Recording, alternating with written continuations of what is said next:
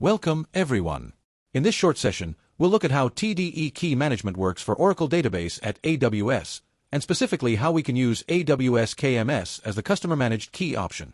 The goal is to give enough context to understand the choices, then move into a demo of the setup flow. At a high level, all Oracle databases use TDE to encrypt data at rest, but customers have different options for managing the TDE keys. The default Oracle-managed option is the simplest to operate. As customers need more control, they can use OCI Vault, Oracle Key Vault, or, in the Oracle Database at AWS context, AWS KMS. Today we'll focus on AWS KMS because it lets customers manage keys directly in their AWS environment while still using Oracle Database at AWS. This table summarizes the main TDE key management options and where they fit. The important point is that the key management design must support the database architecture, including data guard and cross-region scenarios. For AWS KMS, multi-region keys are the recommended pattern when the database architecture spans AWS regions, so that key availability aligns with the database availability model. The AWS KMS integration has a few major setup steps. First, we prepare the AWS side with a customer-managed KMS key and the required IAM trust and permissions. Then we configure the Oracle Database at AWS side so the database service can securely access that key. The key idea is that Oracle Database at AWS does not need long-term AWS credentials. Access is granted through a controlled trust flow. Now we'll move from the concepts into the demo. I'll show how the AWS KMS key is prepared, how the access relationship is configured, and where the key is selected or associated for Oracle Database at AWS TDE Key Management. As we go through the demo, watch for the separation of responsibilities between AWS KMS, IAM Trust, and the Oracle Database at AWS configuration. Let's now go to our ODB at AWS dashboard in AWS console and identify the VM cluster we want to use. Click on it to see its properties. First, we identify which ODB network we are using and its name. In this case, it is the ODB network. We click on ODB network link and then modify. Make sure Security Token Service and AWS KMS are enabled.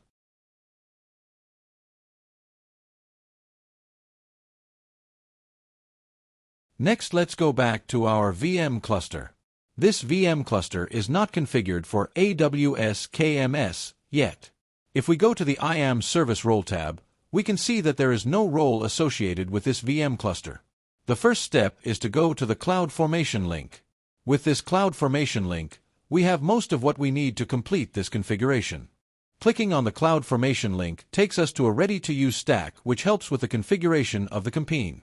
The first time we execute this CloudFormation stack, we just need to leave the OID provider ARN field empty. That is because the first time it's executed, this CloudFormation stack will create it. Then we provide the VM cluster OCID in the resource OCID field. Note the role name that will be created with this configuration. After that, we acknowledge that the stack will create the required resources. Then we click Create Stack. This will create the OCI Identity Provider, the OpenID Connect Provider, and the IAM role. Once the stack is complete, you can see the OID provider and the AWS IAM role that needs to be assigned to the VM cluster. Let's click on the IAM role link and review its settings. Then we go to the VM cluster we want to associate the IAM role with, so we click on the IAM Services Role tab. We need to get the ARN from the IAM role we just created, so we go back and grab it. We copy it and paste it into the box. Click on Associated and the association is done. Now we don't do it here, but here is an example of a VM cluster already associated with an IAM role. Now we can switch to the OCI console and see what is reflected on the OCI side. In the VM cluster properties, we notice there as an identity connector, and the first time we complete this operation, we notice AWS Key Management is disabled. Let's switch back to the AWS console and search for KMS. Click on Customer Managed Keys, and, As you can see here, we already have some keys created. Click on Create Key, select Symmetric as key type and Encrypt and Decrypt as key usage. Expand Advanced Options. You can use KMS as Key Material Origin. If you are using cross-region data guard or requires to be able to restore backups to a different region, select Multi-Region Key. Click Next and assign an alias to your key. Click Next again, assign a role for a key administrator. Could be someone who could also delete this key. Be careful with that option, because deleting a TDE key is equivalent to shredding your data. You must also add your VM cluster role as a key user for this key so it can use it.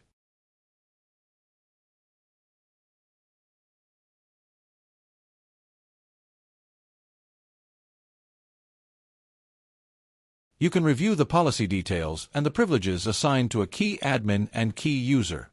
Note that among those privileges, encrypt and decrypt are not present for key administrators, so you must add your VM cluster role as a key user to be able to encrypt and decrypt data.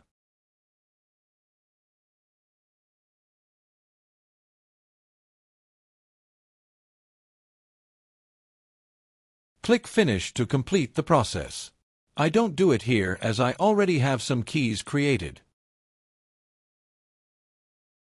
Let's go back to the OCI console. Under Oracle AI Database, select Database Multi-Cloud Integrations. Then AWS Integrations and AWS Keys. Click on Register AWS Keys to discover the KMS keys accessible to the VM cluster. Select the Identity connector and click Discover.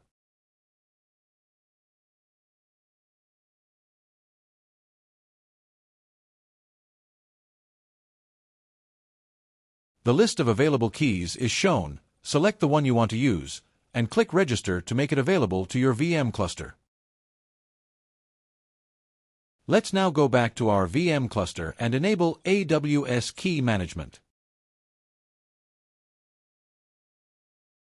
Here it's already enabled. The first time you do it, it's disabled and you just need to click the Enable button. This operation will configure the VM cluster to interact with the AWS KMS service.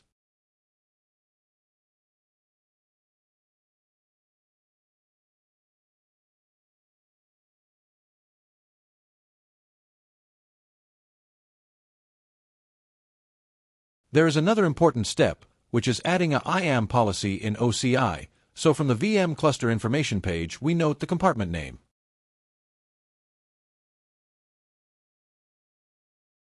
Then we search for compartments to switch to the Identity and Security Compartments page, find the compartment name and copy the OCID.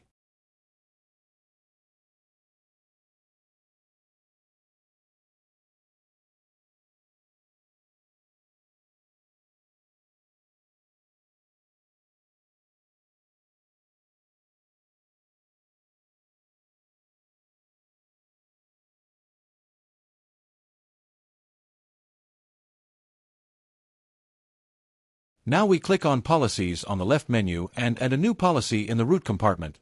Here we already have it created. But you just add Create Policy. Give it a name, a description. Then click on Show Manual Editor and copy and paste it from the documentation page referencing your compartment OCID you copied earlier. I'm showing you how it looks like in our environment. The policy statement to use is, allow any user to read Oracle DB AWS keys in compartment ID, your compartment OCID, where all request.principal.type equals Cloud VM cluster.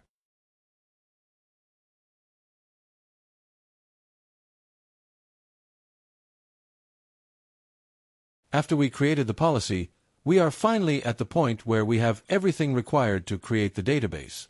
We go to Oracle Exadata AI Database on dedicated infrastructure and go to our VM cluster.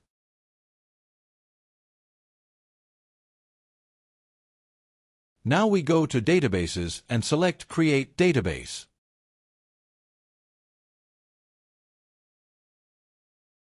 We specify the database name. We select which version we want, 23 AI or 19C. Both support AWS KMS. We enter a PDB name. and we choose a password. Then we select the backup configuration. In the encryption section, we can now select AWS Customer-Managed Encryption Key. We select the key that we want to use for encryption. Then we continue. We verify the character set and national character set. After that, we click the Create button. Then the database will be created. If instead we already have a database configured as using Oracle Managed Keys, so on an Oracle wallet, and we want to change it, here's how to do it. We go to the database. Go the encryption section. Select Change and choose the key that we want to use.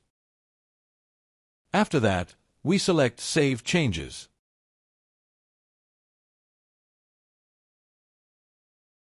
We can see that the work request for the change encryption key operation started, and when it finishes, the database information will show the encryption key change.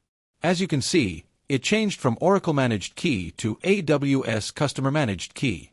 When the configuration is complete, it will also show which key is being used for encryption.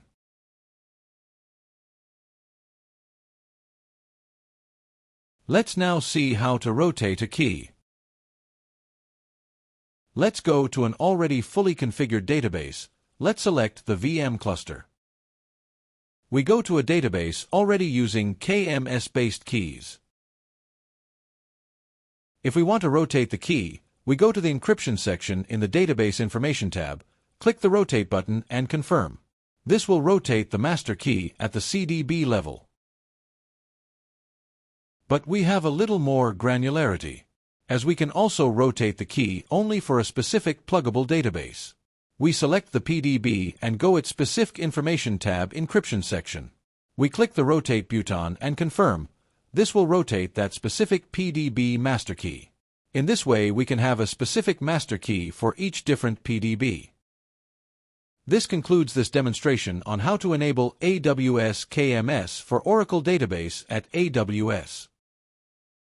In this video, we covered enabling the Security Token Service and Key Management Service in the ODB configuration, configuring the identity provider, OpenID Connect, and IAM service role via the CloudFormation stack so the VM cluster can authenticate to AWS, associating the IAM role to the Exadata AI database VM cluster, creating a KMS key, registering the KMS key for use with ODB at AWS, adding the OCI IAM policy, creating a new database using the customer-managed AWS key, updating an existing database from Oracle Managed Keys in the Oracle Wallet to customer-managed keys in AWS KMS, rotating keys for container database and pluggable database. For more information, refer to the official Oracle documentation. You will find a link in the description. Thanks for watching.